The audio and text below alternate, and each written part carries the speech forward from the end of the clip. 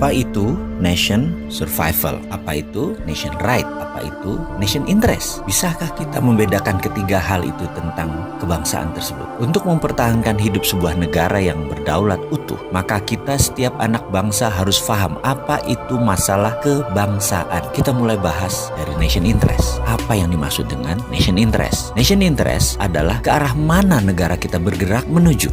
Sebentar, kita ini jangan-jangan ditanya nation itu apa, state itu apa, atau dalam bahasa Indonesia bangsa itu apa, negara itu apa, nggak ngerti ngebedainnya. Betul ya? Masih bingung? Kita bahas lebih dalam. Bangsa Indonesia itu jadi lebih dulu dari negara Indonesia. Bangsa Indonesia itu jadi lebih dahulu ketika Sumpah Pemuda tahun 1928 dengan mengatakan berbangsa satu, bangsa Indonesia. Maka sejak saat itu jadilah bangsa Indonesia. Sementara negaranya, negara Indonesia baru jadi setelah 17 Agustus 1945.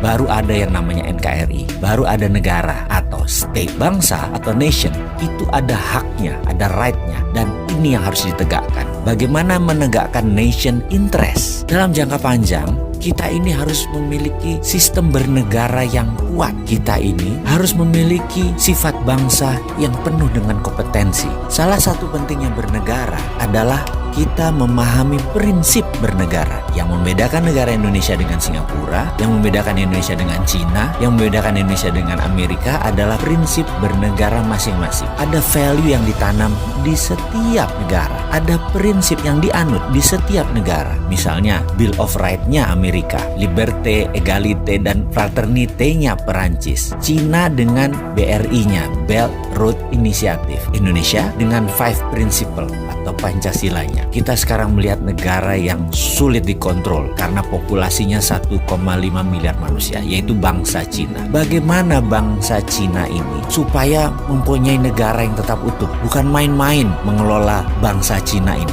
Negara Cina sangat serius mengurusi bangsa Cina. Juga demikian dengan Amerika. Ada 380 juta bangsa Amerika yang terdiri dari multi ras, bukan suku loh, ras dan etnik. Ada 100 kali. Amerika adalah negara imigran. Indonesia rasnya sedikit. Ada Melanesia, Polinesia, dan Melayu. Jadi suku bangsanya kita banyak. Dan yang unik adalah 89% beragama Muslim. Sehingga Indonesia bisa dikatakan dengan 267 juta jiwa, 89%-nya adalah Muslim. Indonesia adalah negara Muslim terbesar di dunia. Jadi bagaimana membuat negara kita ini utuh terus sampai akhir zaman? Saya teringat sebuah sesi dikala saya masih aktif di sebuah lembaga negara urusan pertahanan. Kami diperlihatkan, ditontonkan film dokumenter yang sangat menarik. Film ini adalah bagaimana Cina membangun doktrin bernegara masuk ke bawah sadar anak-anak bangsa Cina. Diperlihatkan melalui kamera CCTV di video tersebut di sebuah tempat penitipan anak. Karena kala itu banyak sekali suami istri yang bekerja di Cina dan anak sematawayangnya dititipkan di tempat penitipan anak milik negara. Anak itu usianya berkisar 3-5 tahunan. Ketika mereka sehabis makan siang, mereka pun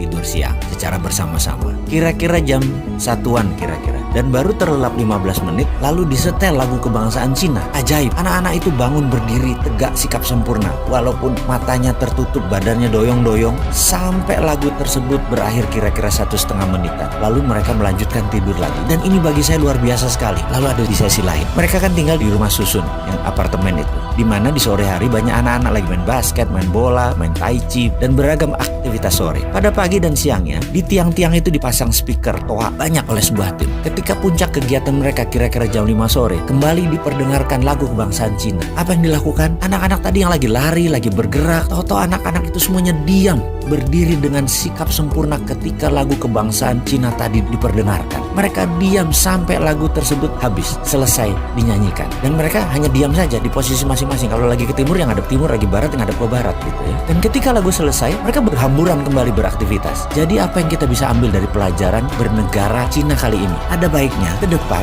lagu Indonesia Raya yang dinyanyikan adalah stansa 2 atau 3 stansa sekaligus. Lalu setiap anak bangsa mendengar lagu Indonesia Raya dinyanyikan, berdiri sikap sempurna, tidak goyang, tegak gagah sampai lagu itu selesai. Inilah strategi survival of the nation. Keberlangsungan kehidupan berbangsa dan bernegara adalah perjuangan jangka panjang. Membentuk karakter ini kita harus membangun dengan semangat yang gigih militan, yaitu diawali dengan sikap sempurna mendengarkan lagu Indonesia Raya.